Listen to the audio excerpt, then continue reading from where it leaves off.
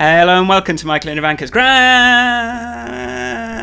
Podcast, episode 171,000. A weekly podcast where we figure out what we think about everything and have some therapy. I've only done this 170 times. I just couldn't remember what to say. I'm like, what's next? We just figure out. We're just going to have a bit of a therapy session this week. My name's Michael Forrest. And I'm Ivanka Majic. And this week we're going to talk about anxiety. Yes. I've been living in a bit of a state of like generalized anxiety this week. I kind of know why, and I think you know.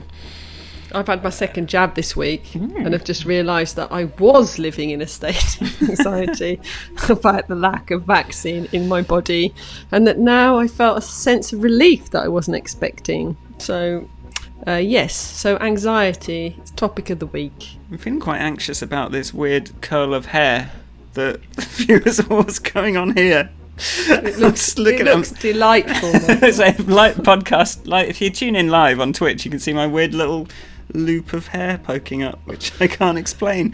Generally, it's just going to be a little therapy session. And we're like just talk about how it feels to not know what's wrong with you. It sounds fun, doesn't it? So let's just play some title music and get TFO with it. This. Oh, and coming in.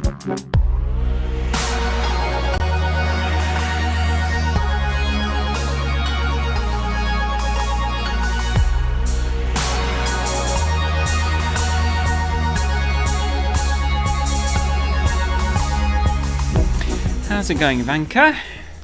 It's going very well. I don't know if you know, but I had my second jab this week. Second jab. I may have mentioned it already. AstraZeneca? No. Oh, whatever. I've got the full nanobots version. Oh, just saying. So I've got that, and I've had no side effect. Everyone was like, "Oh, you're going to be really ill." Everyone's really ill, and I was like, "Listen, I don't have time to be ill this week, so I'm not going to be ill because I've got to finish my project. I've got write-ups to do. I cannot be ill this week. There is no time for illness, and I'm absolutely fine." Okay, but you're definitely going to be ill when you finish this, though. I know. I was thinking about that this morning. Contract ends on Wednesday. Ivanka will be ill on Thursday. Maybe Friday. Maybe Friday at a push. So I've already booked in. I was talking to Nick about it. I've already booked in like a massage, and I must go to yoga, like to sort of like try and alleviate the end symptoms. I that was very nice. I enjoyed that. The child is nearly at the end of her nursery career.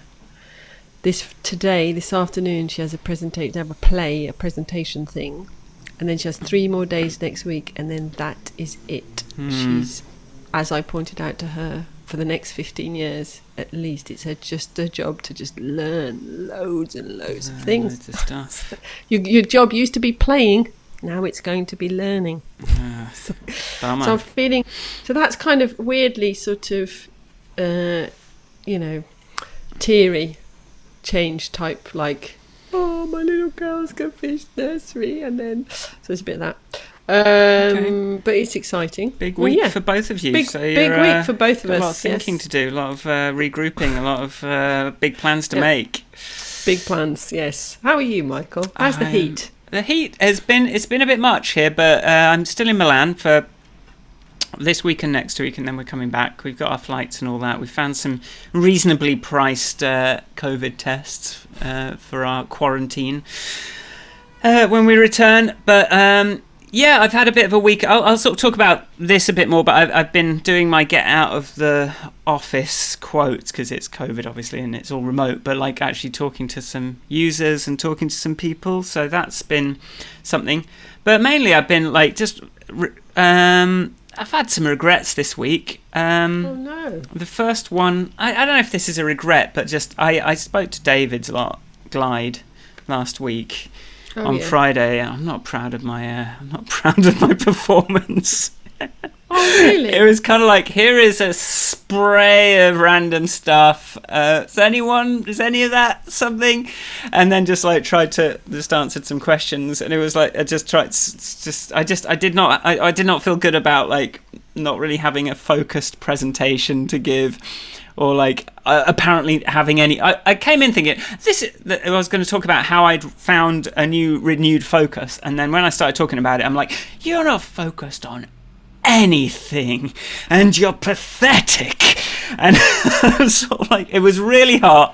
I felt really red, but I mean, there was lots of sort of interest in like my self-tracking practices, and the inevitable, how much time do you spend tracking? I'm like, well, and I wish I said, well, not very much. But I've got a graph that shows. Look, here's a literal graph that shows that in January I spent a couple of days building a thing, and now it's no time at all. But it just like for like 2 days afterwards, I was like, I wish that had been. I wish I'd felt more like, I don't know, and it made me sort of doubt my whole like thing, but it's fine. It's just a bit of natural social anxiety from talking about yourself to 20 random people that are all kind of probably really smart and know about tech and could probably take apart what you're saying really easily. And it's fine. It went really well.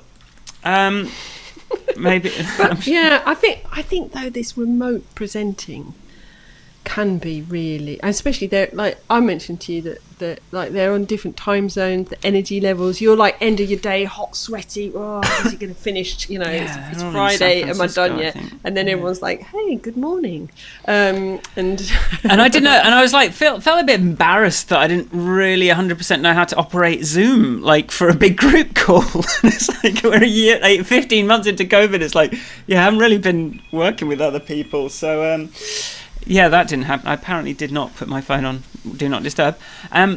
So then I was like, oh, I can make this bigger, can't I? And then I can see everyone, because I could sort of, every so often I'd get a question from a disembodied voice, and I'd be like, who's this? Where are they on the grid? I don't know what's going on. Yeah. But anyway, so I just felt, I came out of it feeling, David must be so disappointed in me. I feel so ashamed.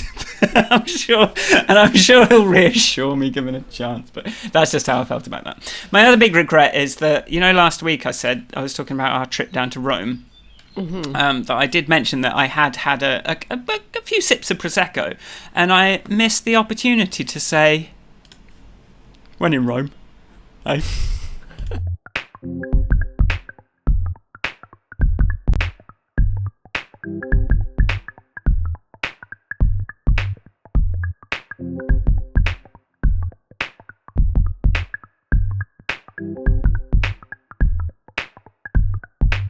I just showed the Roman cats as we... So, anxiety. I think I just displayed some, didn't I, there in the previous section. I never thought of myself as an anxious person, but then I realised I'm really an anxious person, aren't I? I'm always getting anxious. Yeah, I think people often... I remember talking to somebody. We were sitting on the seafront here, and it was a kind of a new friend...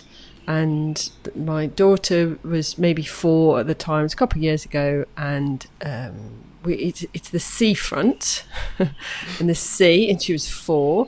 And so whilst I was talking to him, I constantly was looking at her because she's 4. It was the seafront. And he was like, oh, you're not even listening to me. You're not looking at me. It's like, no, I am looking at my child because she's 4. And he got the hump. And I was like, which bit of I'm looking at my child? I'm happy to talk to you, I had to literally go, no, I am listening. So he was using, his anxiety was being amplified by my lack of attention. But my anxiety was forcing me to look at my child. I think, we're all, anxiety is such a funny thing, because sometimes you don't really know you're feeling it, I think. And we obviously, for those people who suffer from diagnosed anxiety attacks and things like that, that's not really what we're talking about. I don't know anything about that. I don't think so, no. I haven't had a panic attack or anything like that. I'm just talking about that kind of low level kind of discomfort. Yeah, We're talking about the just discomfort present. kind of anxiety that I like think makes so. you go like that. Yeah. It's funny like that That's not exactly what it makes you do. not being able to see someone's face really does help you project your anxieties on them though. Like, and I have this walking along with Sharon when we've got our masks on.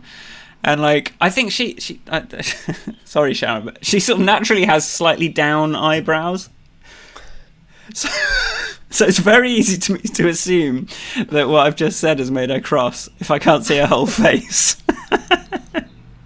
And it's like 90% of the time it hasn't. Sometimes it has, but like 90% of the time it's fine. But I'm constantly like, oh no, she's angry with me. Oh no. But it's just like, it's a problem when your whole face is covered up, isn't it? Like you can't emote. Yeah, or when it's turned to the side. I think sorry for all these noises, podcast listeners, but there's a honking outside. Apparently 11:30 is when the vacuuming takes place outside the I can't hear the the vacuuming. Can you hear the I can honk? hear the honking. Yeah. Fricking Milan. Somebody really wants to get somebody out of the way. They're getting anxious. They're getting just angry. I think, where's the line between angry and anxious? It's like anger is kind of a defense against anxiety, I'd say. It's like, I'm anxious that I'm going to be late, so I'm going to get angry with someone by honking my horn. Yeah, it's true. I don't wonder how much my anxiety translates into anger. Probably more often than I actually acknowledge to myself. Sort of in the attack is the best form of defense, sort of. It's like, why are you making me feel like this? Do you want some? But it is generally, is it anxiety? I mean, we should probably look at what the fucking hell anxiety what, actually we're going to have to Google means. Something on I hate to Google again. things on the podcast because that's just hack. That's a hack move.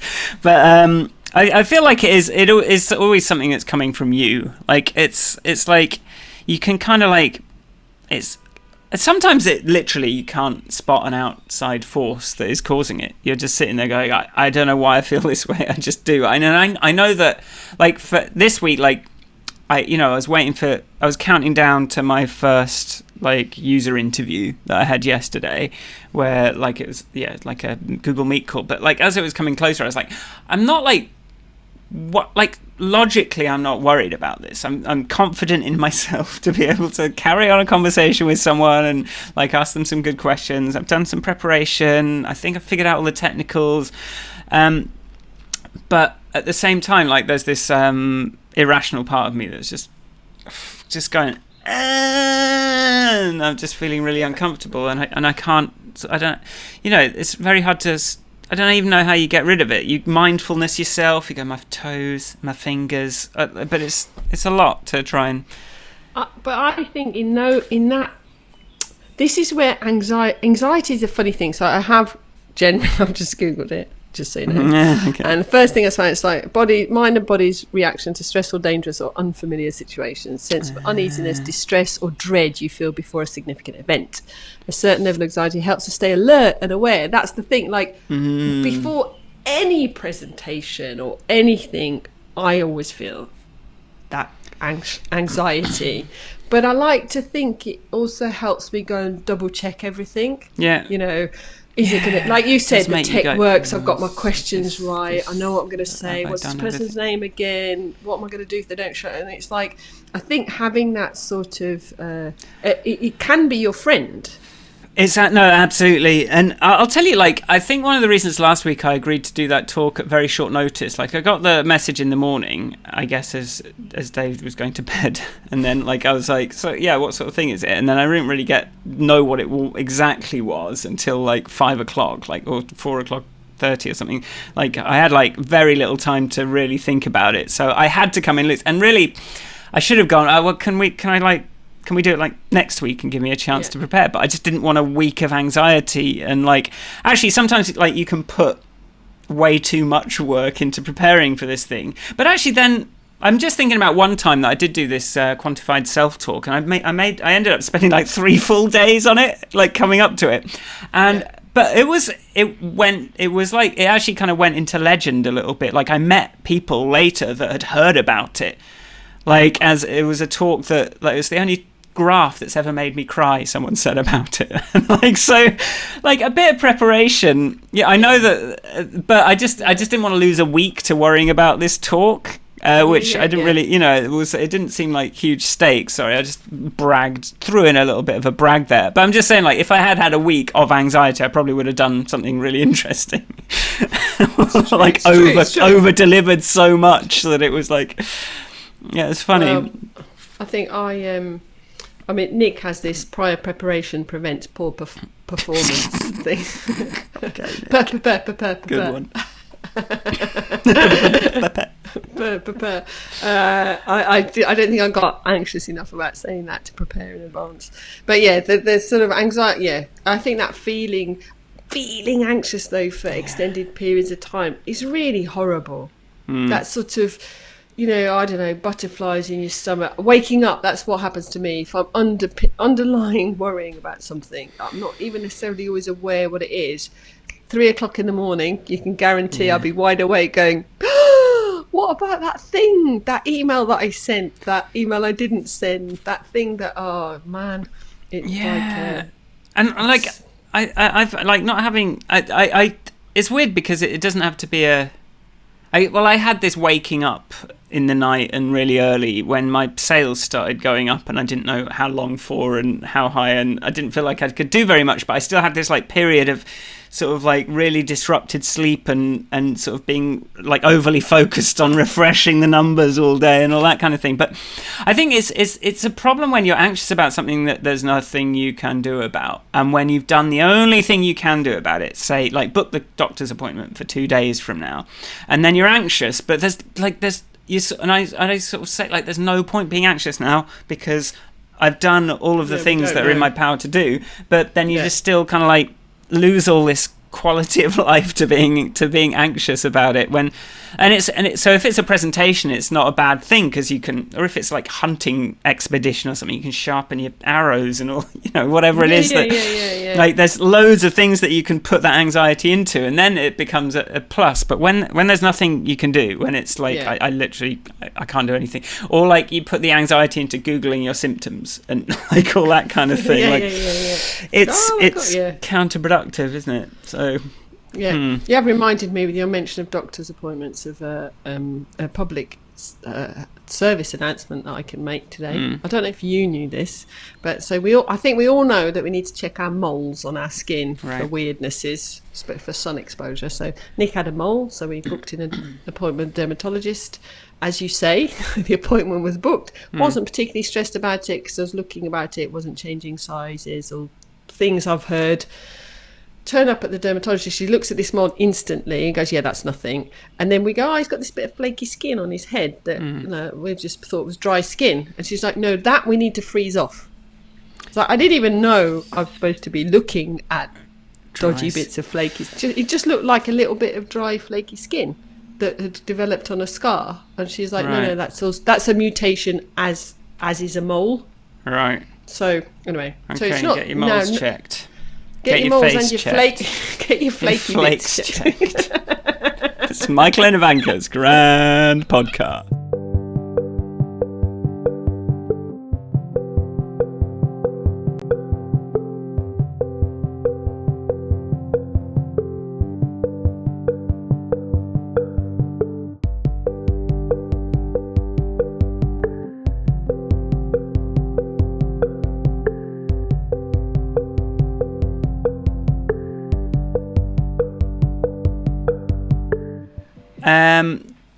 H Bomber guy in his video about anti-vaxxers just had a little aside where he said, please go and have a colonoscopy. Please go and have one. Do go it. And have if you're in your 40s, have a colonoscopy, because my uncle died of colon cancer and that's rough. So yeah, there's a new anxiety for you. Yeah, there are plenty of things to be anxious about. Well, there are, let's face it, more things to be anxious about available than any one human mind can possibly deal with in this day and age. Yes. It's not like let's say before the invention of mass media, before the printing press. I suppose all the anxieties were like, oh, there's a demon's going to come and possess me, and that person from the other town is different, and that kind of thing. But it was relatively, what am I going to eat? I'm hungry. What's this stuff coming out? It's the wrong colour. We I suppose there was quite a lot to be anxious about, but now there's all this. Now that we don't really have to worry about the bile and the demons so much, but we've sort of expanded our. But they're things that are much closer to home. But now we've got all these things to be anxious about that are further and further away from our sphere of influence, from our ability to do anything about it. This QAnon conspiracy. What am I going to do about it? I guess I can protest and. I don't think you even need to go as far as conspiracies. I mean, I went onto the Book of Face day before yesterday to announce my social proof of vaccine. I don't like this way of describing Facebook that makes it sound more it makes it sound like a Bible book or something. Okay. Facebook, I don't care. Book of bollocks. Anyway, the Book of bollocks. Okay. They got an ad on there that obviously targeted at me. Okay. And they said 4 weeks to bear arms. So, and showing me a picture of a woman with very, defined arms. Like, what's wrong with my arms? I was like, look, I've got arms now, and they are bare. What? Look at me. 4 weeks. I'm brave. Well, July is right when now. the arms get bare. Right now. I've got bare arms. Right now. Look, bare arms. It's like, well, so the advertising industry is all geared towards creating anxieties in people that the products supposedly solve. I put a lot of we've had a conversation. We've got a daughter. She's living in this world of watching music. Even it's impossible to shield her from this stuff. All I think I can do is prepare her for it. Yeah. And it's so we talk about being strong, and we were around a friend's house the other day, and the little girl said to her mother, or said to my daughter, look at my mummy's fat arms, literally. And my daughter just went, my mummy's got strong arms. And then they came out, they were like, ha ha ha ha, she said strong arms. And I was like, yeah, we've got strong arms. It's because in this society that I am in here, there is even a bigger obsession with how you look. But that's a big source of anxiety for many people, I think. That just fed and pointless. Well, it is. It's pointless, but it does. Milan is very of course, fashion focused, and no one comes out without sort of making an effort. Which, to be honest, I mean, I do quite like. Nice. There's not slobs walking around in their pajamas. It's nice. I've not seen someone literally walking around in their dressing gown yet in Milan, and last time we left the house in London, one of our nearby neighbours was just walking around the block in his dressing gown, and it's come on, man. Put some clothes Nobody on. needs to see this. I mean, but the cost of that comes. I think Sharon says that one of the costs of that is rampant infidelity. I don't know what. Really? But it also isn't that the price of, I don't know, a Catholic society? Oh yeah, that probably doesn't help. But the other thing is Sharon's had if you don't look the kind of what you're supposed to look like, then you can just get abuse in the street. So the reasons that people are the enforcement of those anxieties can be quite brutal. So it's I don't want to be called that. So I am going to make an effort and put all my best stuff on before I leave the house because I'm scared. But I think where it's pointless, where I find it really annoying, if it's an anxiety, for example, we all know the relation between being overweight and health. It's of course you need to, and if it's, I think there's a different, I don't know, anyway, I think if it's not constructive, it doesn't make you physically better. It's kind of creating an anxiety for all the wrong reasons. I think trying to push health, strength, agility, being able to, I talk about being able to be active for as long as possible and to be healthy for as long as possible because I'm an old mother. But I think the 4 weeks to bare arms. I don't really need that. You don't really need that in your life. Not really, But yeah, I think. Go on. We have a chat comment from Quantum. Grand podcast, Velociraptor face. Is it like a grand piano? And on that, we'll have a music break.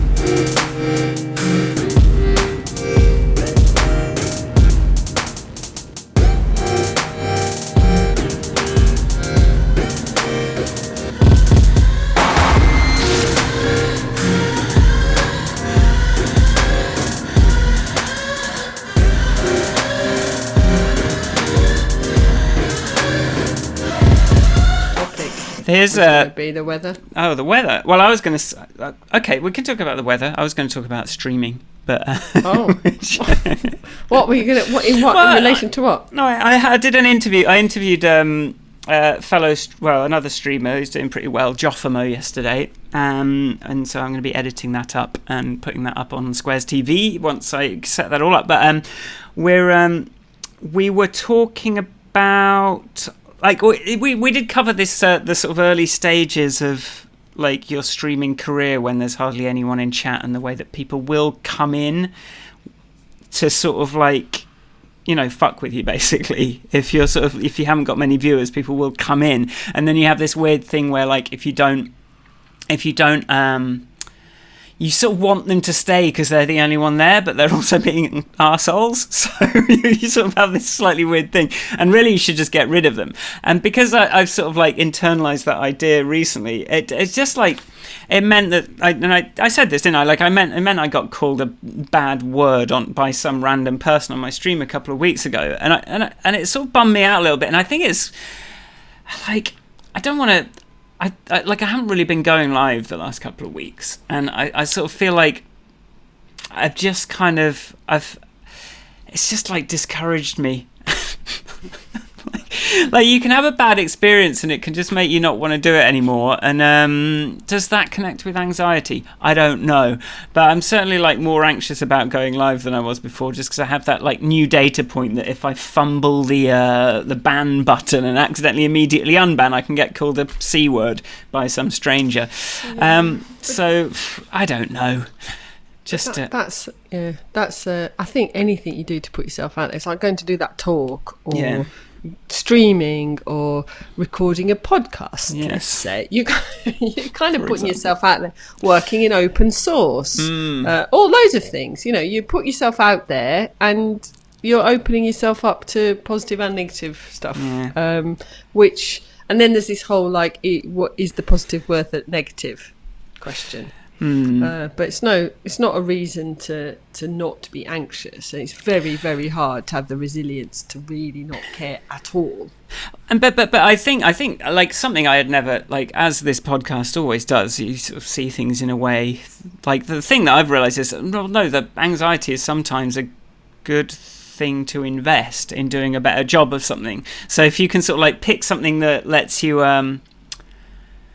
be anxious for a reasonable length of time, so that you'll like keep trying to make something that you've got to do at the end of that little period of time better, then that's probably a worthwhile investment. Because I think a lot of what I do, I try and take out all the anxiety by being very unprepared, knowing that sorry, I just glimpsed at chat and there's Quantum's talking. Knowing that once in a while I can pull off a fluke and it'll be really good. I don't know if that's worth the price of most of the time it being a bit underwhelming. And maybe like it's actually like it's an investment. You go, okay, well, I'm going to invest 2 hours of being anxious about this into trying to make it better. Like maybe that's an ebb and flow. But I think that's the thing. It's like going back to this health thing. Like one of the things I was thinking about the other day, I was talking to a family friend. She's just had a stent put in her heart or near her heart or something like that. And my father died of a heart attack. And I was like, actually, do you know what? I'm going to go and see what tests I need to be having. Because my father died of unexpected. It wasn't like there were loads of things wrong with him and therefore, oh yes, of course, that fat old guy died of a heart attack. It wasn't like that. And so it's like, he was certainly not as fit as me as I am now, and he had smoked for longer. But there were other factors, But so sometimes I think anxiety is a sort of a productive thing if you can use it, but it can also be like 4 weeks to bare arms. That is not productive. That is, no, do you know what I mean? So what do you mean? You can be working out, you can be starving yourself, you can be doing all sorts of... yes, all of that. But like to say that I can't have naked arms now because I haven't done your 4-week program is a bit. What was it an advert for? Was it for dietary stuff or workout? No, it'd be stuff? some app, a workout Fitness, app. Workout app. Okay. And then we'll put that in the links in the description. The name of anybody. 4 weeks to bare 4 arms. weeks to bare arms. But there's other things. I have also at the moment, going back to the hot and the weather. I have this like, it is very hot here and very dry. And then there was that. Have you seen that Show Your Stripes thing? There's a link for us for this week. Show Your Stripes, so you can go to a Reading University. Oh no, yeah, of course, thing, no, I have, and it shows you the temperature change. Yeah, there's an anxiety-inducing for as long chart. as there is an anxiety-inducing chart. But I felt anxious. I have been, I noticed that like the European ones, it's much more extreme than the UK. And even like America, I think, like I put a couple of American places, like you are like here in Milan, you feel it. That global warming thing, it's getting hot.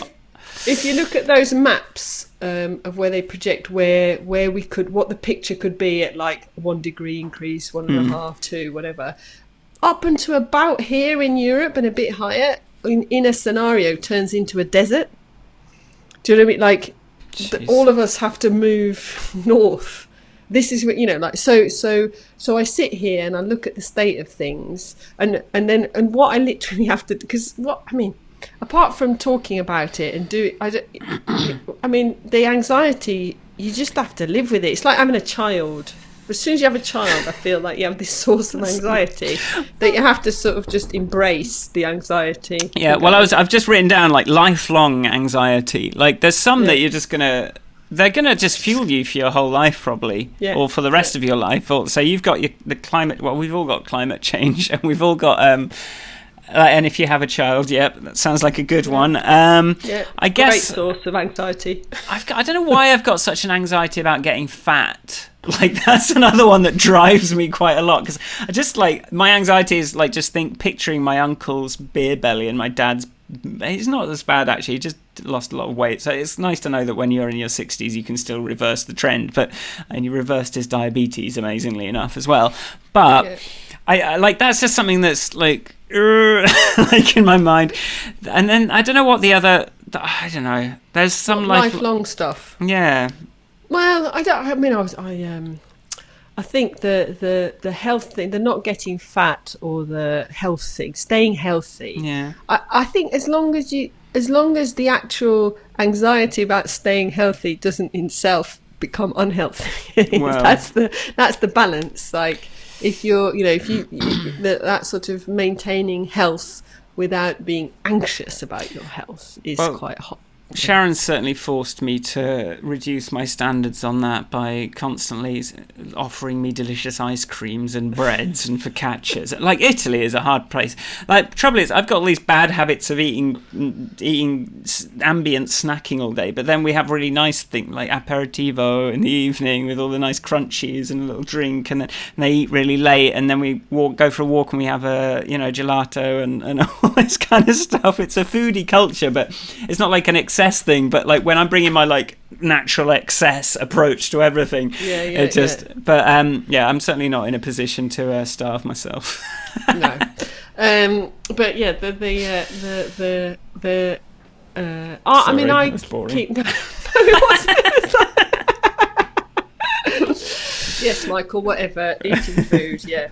I'm just steering clear of the food topic, but no.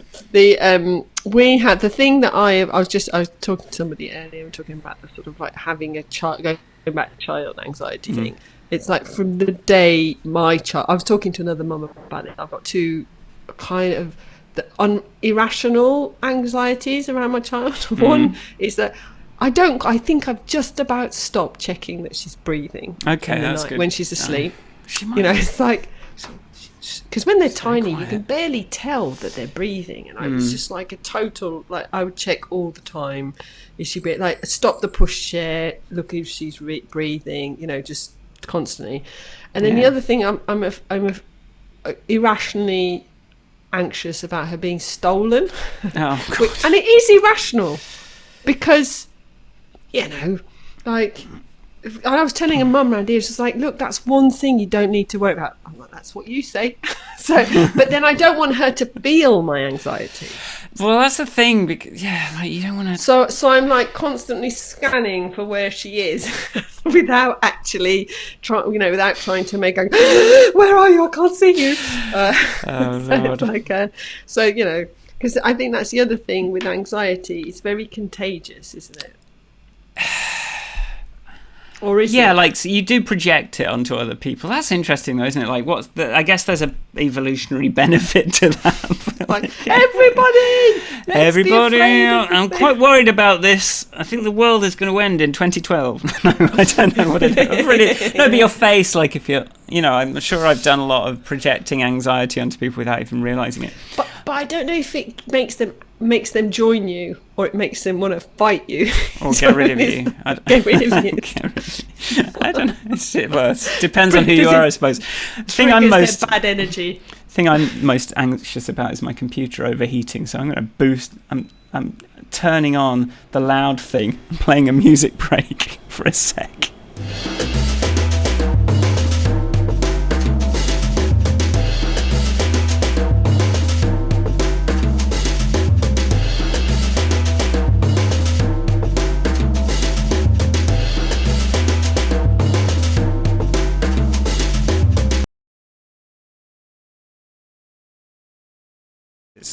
Okay, that music did not loop. And Ivanka started speaking. I didn't know what to do. Talking. It's a live podcast. I mean, considering it's live, I think it's pretty good. I think we're doing pretty well. No, just if we were feeling any anxiety about recording a live podcast, we let that go by just generally going with it. Just got to go with it and just... Got to go with it. Yes. We've got a contribution in chat. Oh, yeah. We've got 3 people. Wow. Welcome. Well, we can take on Quantum's point, which is it also depends on your relationship with the anxious person. I don't really absorb the anxiety from strangers, but I do get anxious when close friends or family members are displaying anxiety. So That's what I mean about the mothering things. Like, if your mum's constantly hovering over you, that's not cool. Yeah, and it's an empathy. It's your circle of empathy thing as well. Like, whoever you have empathy for, I guess they're the ones that you absorb everything, as well as you care about their anxiety in a way that someone in an adjacent car that you don't know, you don't really, you only really care about your own in that situation. But if you could, and I suppose like that horn honking is going, I am anxious too. Pay attention to me. The horn honking has died down a bit, so right. So, any more subjects? Well, I thought the way you said let's just address this point, and then there was another one. I thought there was going to be another one. That's why I was waiting for the next one. No, you were going to talk about the weather. I was going to talk about the weather and how at the moment we've got this thing where it's very hot. I did the stripes. Yeah. I'm always anxious about the weather. Are there supposed to be bees? Is this thing supposed to be flowering now? Is it all messed up? Where's the water? I'm totally live in this underlying anxiety about the state of the planet. Yeah. And as we all know, I'm sure whoever has listened to this podcast ever once for a minute knows that. But this week, it's been amplified by the fact that we are in sort of the sand from the Sahara is sort of in our clouds. So we've got hot weather, but no blue sky. It's all like this hazy, and the sun looks weird, and it just looks like you're in the end of days. And my mum and I were coming back from somewhere, and she's like, that sun just looks really creepy. I don't like it. I was like, I don't like it too. I'm trying to pretend it's not happening. And I think, it is a natural phenomena. I don't believe it's particularly related to climate change. I think it's a thing that happens all the time. But it doesn't help if you're anxious about climate change. But if you're anxious about climate change, everything is a signal. everything is like a oh, and so yeah. Well, yeah, so I suppose this week. yeah, you're going to get some confirmation bias, aren't you, if you're anxious, and then that can be a snowballing situation. So if you're worried about one thing and you start like researching it, I don't want to I don't want to say that researching something is not a productive use of anxiety. It is, I think, but educating yourself. At the same time, you're prone to confirmation bias because the way we understand things is like as we're reading it in a certain voice, and kind of your emotional state can inform what jumps out at you. Certainly, it's like if I read a text from someone I don't like, I'm like, they sent me this text message. It was really nice to see you yesterday, and I really hope we could. It's like he's just lying to me, but really. You're bringing a lot of that yourself, and you sort of have to kind of take that into account. But I mean, like all of this, it's hard, isn't it? Why is it such a hard emotion to shift? What, anxiety? I think it's physical. It is quite like physical. I literally feel it in like I can't breathe deeply enough. I physically, I think it has a sort of physical manifestation, which just makes it like, I think, it's like the where I remember reading, in fact, your fave Alan Carr about stopping smoking. Was it him that says like smoking is stress relief from smoking is like putting on shoes that are too small just for the relief of taking them off. Yeah, and it's like exactly. Having really tight shoes, taking them off, it is a great fear. But this anxiety, kind of living with like blister-inducing shoes the whole time, but they're not so easy to take off. How do you take a breath deep enough to help you deal with like that? It's really hard, I think. It's true. As an aside, I don't know if this was related, but we're on the 8th floor here, so I like to sometimes just walk up all the stairs while Sharon takes the lift. I just to sort of feel like I've done something today. And I was sat down and we sat on the couch and I was like, okay, well, when my heart rate gets to 60, you can stop. You have to get off Instagram. But it wouldn't come down. It wouldn't go below 66 or 64, even though it said my resting was like 50. And I'm like, why isn't it going down? But I could feel like there was a little anxious knot in the top of my chest. And I think that like your heart rate is literally elevated by the anxiety. And I just think it was that little kind of touch of anxiety like sitting there that was stopping my heart rate from getting Shaz off Instagram. So that happened this week. That's a good I might make a note of that. Get people to put their phones down. Right, so, you've got until I get to 70. That's what I should have done.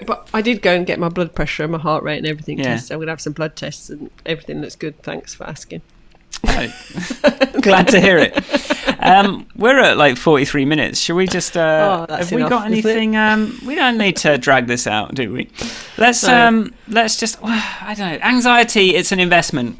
I think that's the conclusion this week. Like, anxiety is worth it in certain situations as an investment to do a better job of something.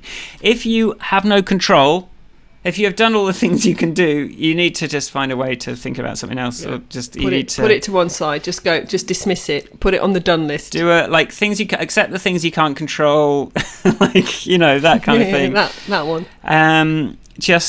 There's. But don't do that if there's still something you could do to do a better job, right? Enjoy the drive it gives you, but I don't think there's any. I think it's just a part of life, isn't it? I don't think there's any getting away from it, and maybe those of us that are more anxious are just more interesting. Yes. How about that? Michael. If you're anxious, then you're just more interesting.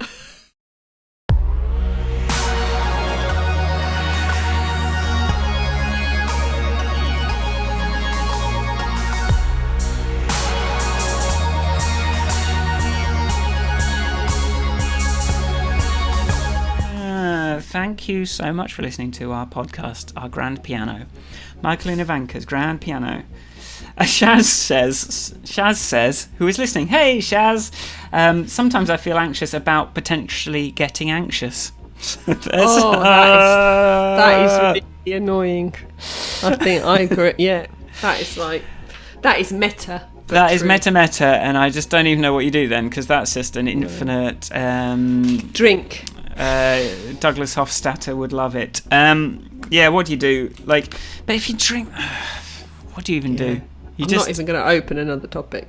That means you're extra interesting if you're anxious about getting anxious. If you like the podcast, cheer. Yeah, just cheer. If you like, I'm anxious about getting anxious. Yay! I'm an anxious person. I've got bare arms. I'm not complacent. Yeah, I'm going to do a good job on this. I'm not going to leave any stone unturned. I'm amazing. If you like the podcast, don't go to. You distract yourself until you forget you were anxious. I don't know. You try and distract yourself. Just get drunk. I used to just drink through it. That's the thing. I used to just drink it away. And that's just, I don't know. It doesn't work. You still wake up at 3 o'clock in the morning. You wake up and then you got more problems. Drinking. You've got a hangover, and you've got to deal with the thing that's making it hangover, or just a low level of fluff in the back of your brain that's stopping you quite thinking clearly. It's amazing. Anyway, if you like the podcast, go to goddamngrandpodcast.com where you can subscribe in your podcast app of choice. Or if you want to watch it live, it's every Friday morning, 11 o'clock European time, 10 o'clock UK time, on twitch.tv/Michael Forrest. Where can people find you on the internet, Ivanka? People can find me at Ivanka on Twitter.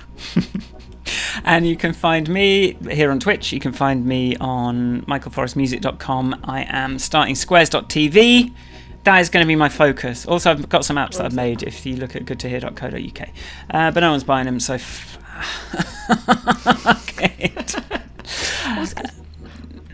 I was going to say one other thing about drinking. Oh, yeah. Now's not the time.